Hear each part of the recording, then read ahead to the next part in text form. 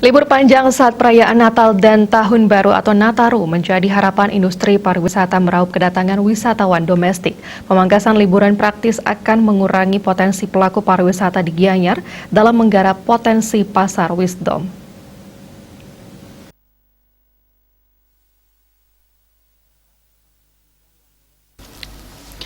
Kadisparda Gianyar, Ana Agung Gede Putrawan mengungkapkan pariwisata di Kabupaten Gianyar sangat berharap pada momen libur panjang akhir tahun. Namun adanya kebijakan pemerintah terkait pemangkasan dan pembagian hari libur praktis merubah rencana penggarapan pasar domestik saat perayaan akhir tahun. Kebijakan pemerintah pusat terkait pemangkasan dan pembagian hari libur akhir tahun menjadi bagian menekan penambahan kasus COVID-19.